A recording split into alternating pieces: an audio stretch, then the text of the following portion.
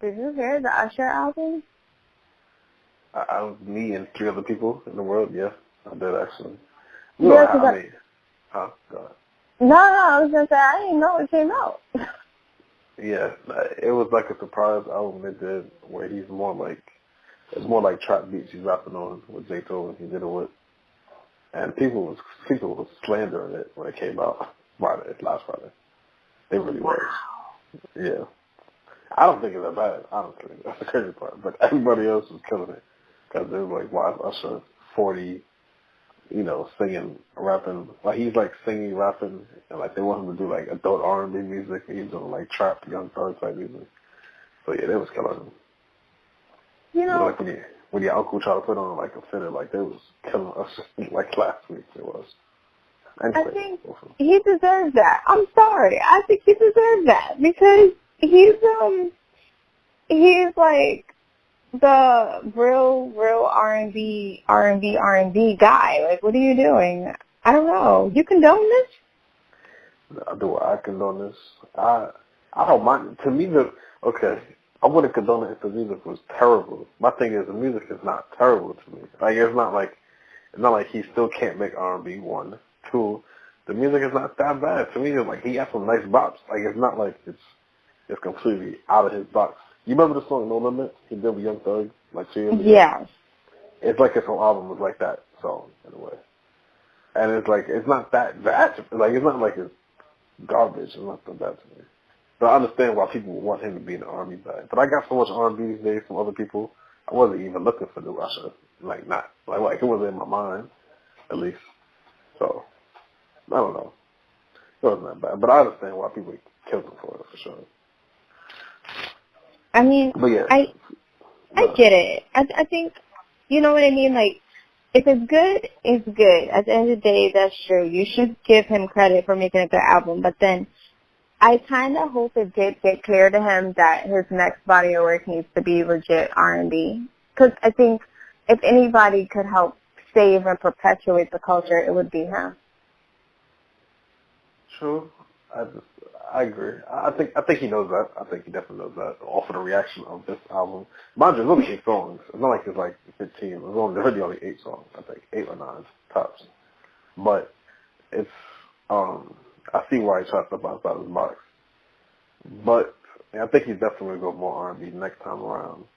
I just don't think Usher was really that relevant. Like Usher's always relevant. Take that back. It wasn't like he was hot. Like people wasn't expecting him. Or can't wait for the next Usher album anyway. And now he puts some music out. Period. Now they're gonna kill him for it. So I mean, it's cool. It's cool. You know, that's interesting that you just said that because I'm not gonna lie, I didn't realize it was only 8 tracks. Like if it's only 8 tracks, to me, you were just doing like something quick for your fans. Like it wasn't like a legit thing. So then, in that case, I could understand him wanting to just be free real quick because it's not like he was like, okay, this is it. This is the end all be all for this entire year. Like that. Okay, that's different. Yeah, exactly. Like Usher's on the album cycle. He's not like Chris Brown or somebody where he's dropping projects all the time. Usher's coming out every 2-3 years.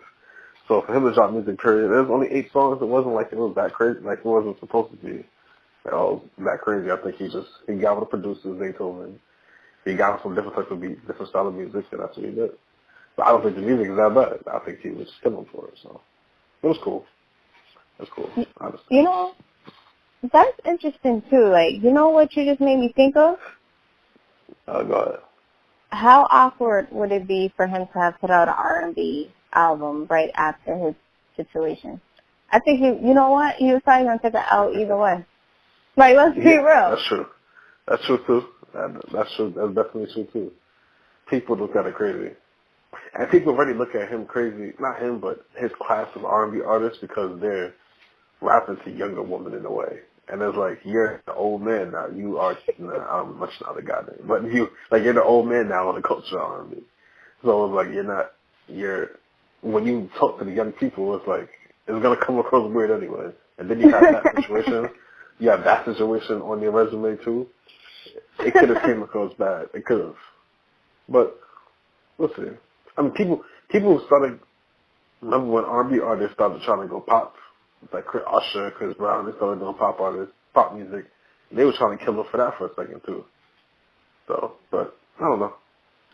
It's not, it wasn't that bad though. It really isn't that bad to me. So. To be real, I do appreciate Chris Brown going in the pop lane, you know, because when he started out as a kid, Run It was just one of those songs that was like, oh, this isn't really like hip hop, but it's not really pop. So I think he started off in that lane, so I was okay with him when he wanted to switch up. But Usher is like, Usher knows how to make music that gives you a feeling that Chris Brown can as well. He had like Take You Down, etc. But I think most of his songs aren't really so romantic. Like I feel like he does like a really even balance of stuff. Yeah, Chris Brown definitely is even balanced. Yeah, and Usher was just that guy, yo. Confessions, man. Yeah, Confessions is a classic. I think it's one of my. If I count hip hop and R&B, it's still a top 10 album for me all the time. For me personally, Confessions is crazy. The funny thing is, if Chris Brown had made this album, people would love it. I feel like that's the crazy part you mentioned. That's the sad part. You are so right. All Trey songs. If either one of them made the album, people would love it. So, but it is what it is. It's cool. I understand. It's not that crazy where I'm going to defend it either, but it's not.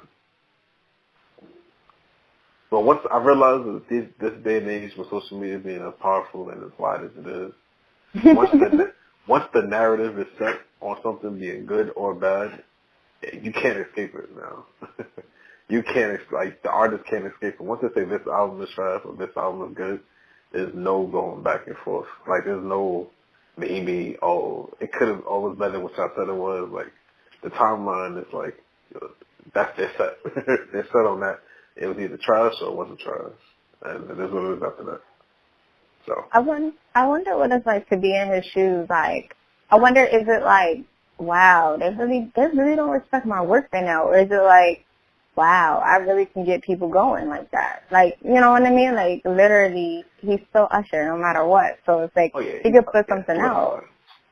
I think if I was to think, I think it's like he tried something new, it didn't work. It's probably not going to work numbers wise either. So it's like it didn't work out well. I try something new and then just let that slide and then come back with something else whenever he feels like it. But his legacy is solidified. It's not like it's going to hurt him, his legacy wise. So. Yeah, right? He's like different level. Oh yeah, for sure. Has Chris Brown passed Usher all time? Yo, that's a valid question. And you know what? I don't even feel like they're in the same lane, though. It's so weird. Like, I feel like the R&B we were used to hearing when we were younger, that's a different category from the R&B we hear now, in my opinion. Like, it's so hard to categorize them together for me.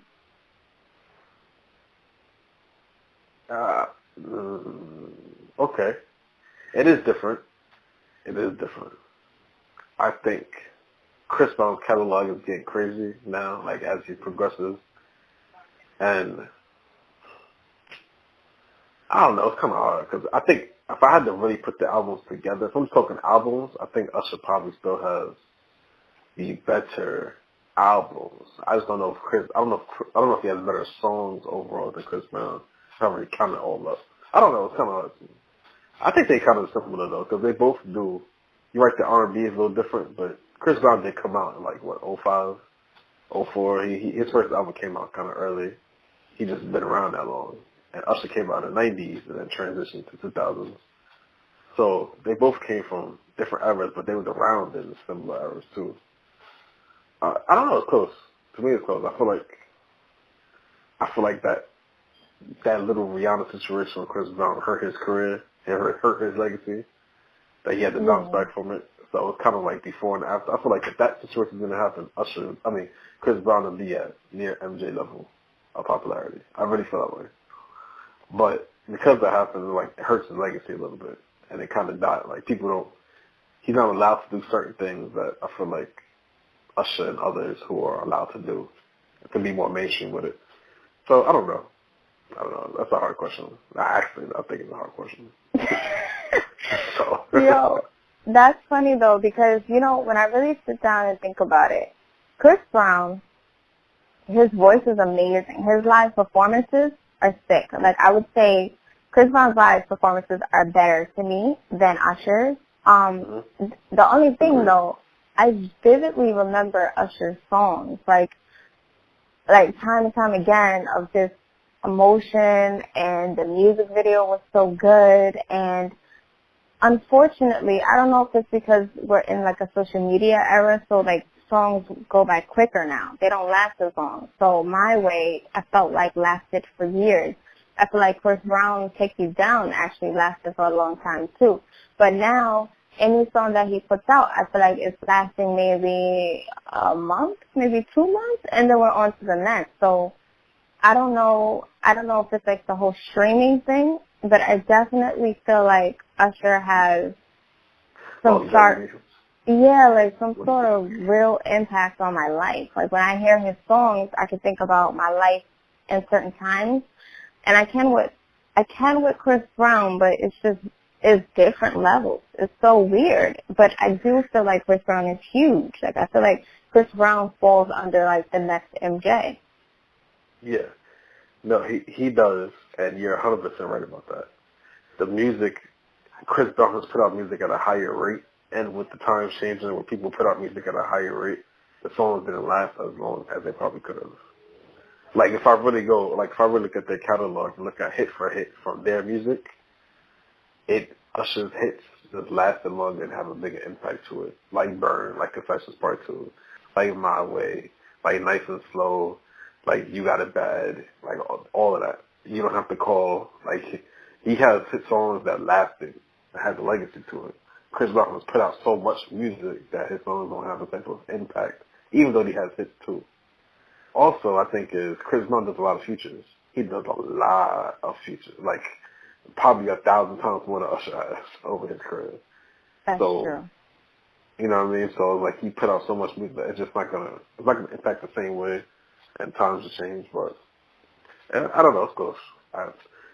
Both of them is legends at the end of the day. Both of them put out more than enough music for my liking. They both can. Well, Chris Brown not retiring. Usher can retire, and I'll be cool. I feel like I'm satisfied with Usher's catalog. So respect to both of them for sure. You know what? I'm not okay with that. I hate to say that. I'm not okay with that. I need Usher to put out another album that's gonna make me want to cry. Like, I used to listen to Burn, and I used to start crying. I swear to God, I wasn't even in a relationship. Like, I don't understand what I was crying about, but it was so amazing. Burn touched me like that too. That's a fact. I wasn't crying, but I understand. You don't got a lot. No, I'm joking. I was crying. It's like that. His music was really powerful. Like, I just need him to make another album like that, and then I need Genuine to come back and maybe talk to like the older generation or something like that. Tyrese as well, Cher song, and I think then a couple people could retire. But like, until you do that, like, I'm not necessarily with the whole PPP or whatever the case may be. I need y'all to put out your separate bodies of work, talk about some stuff that you done been through that we haven't heard about, and let R&B be great. See, I think if they did that, people would accept it like that. And that's scaring me. I feel like people would accept it from the legends. Like, it's actually a great topic now, because I feel like the artists that we grew up on, early 2000s, late 90s, early 2000s, and mid 2000s, whatever, I feel like a lot of them are considered legends and the elder statesmen of music, right? Mm-hmm. But when they put out music, they're not. Like, today when they put out music, they're not really, they have to get real lucky to really have an impact today. Like, people was like, they're good. It's almost like they're good. Not saying that music isn't bad no more. I'm just saying, like, people are satisfied with their catalogs. Example, T.I., he put out an album last week. It didn't really make no noise. It was a good album. It was a real good T.I. album from what I heard. but they didn't really make no noise, even though it was T.I. being T.I. Because people just like, they respect them, but the younger generation, the hip-hop and R&B is a young man's game, for the most part, at least. And people are respecting, like, they're okay with what they got now. They're not really, they respect the legends, but they're not really checking for their music anymore, as sad as it may be. So I feel like even if Tyrese and the Ushers and the Genuines and the Tanks and the Jay Holidays, whoever you want to, like, mention, even when they put out music, I feel like people are not going to even connect to it unless they get real lucky. Like, Tank almost got lucky with that What a Me record, with Ty Dolla $ign and Trey Songz, the remix at least. Like, that almost became a hit, and even that only went so far. You know what I mean? So that's a fact. And what concerns me about that is, honestly, I think a lot of us, like, I get it, it's a young man's game, that's so true. But to be honest, the youth is only like so many people. What about all us other older people? You know, like, there's a whole bunch of us. We don't support, you're right, and I feel like we don't support it enough. And we're not even that old. We're like middle of the pack, by the way. But I feel like we don't support it. We don't support it enough when they do happen. Like, Tyrese put out, like, all of them be putting out music. They 26 put out an album, I think, or EP the other day. Like, A. Marie announced the album coming out. There's mad people coming out from that generation. They just not, people either don't know or they're not really touching people's souls like they used to. So I have no idea. See, it's like, you know, all these people come, all these legends drop music and people just don't know anymore. It's crazy. So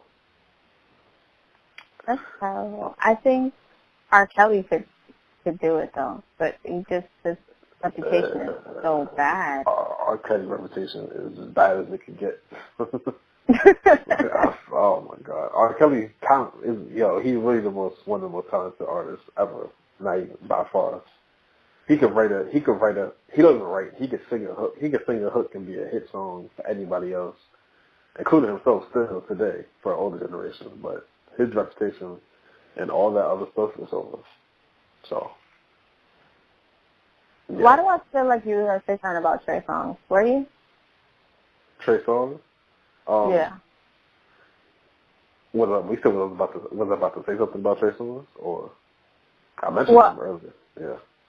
I mean, the whole thing about Trey Songz coming up and how he really looked up to R. Kelly and stuff like that, I think I would be okay if R. Kelly and Trey Songz did a record together, just because it's always been, like, anticipated. You know what I mean? Like, it just never happened. Like, throughout his whole career, he always said he looked up to R. Kelly. And but, you know, I guess it is kind of awkward to listen to somebody if you don't think about everything else that comes up, because that's a lot. Yeah, I think 2 years ago it could have happened, actually, when they were beefing, funny enough. I think 2 or 3 years ago it definitely could have happened. But right now, I don't know. I feel like anything, if an artist attaches their name to R. Kelly at this point, you gotta.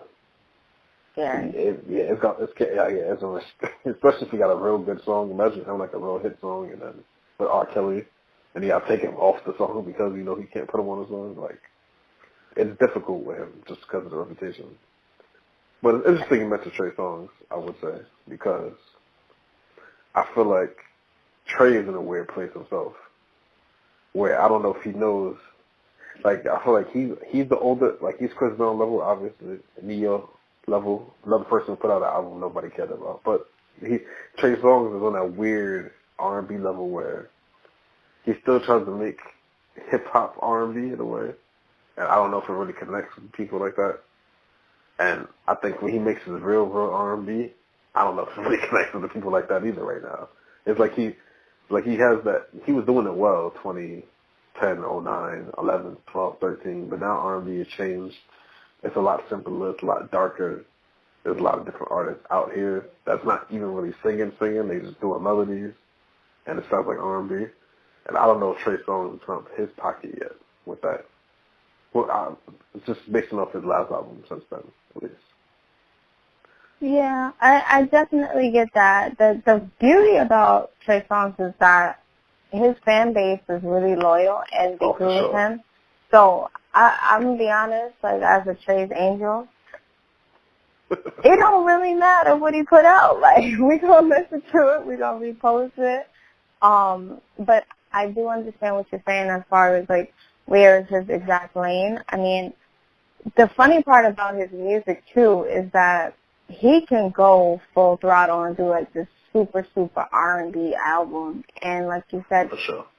we don't know where it's gonna fall.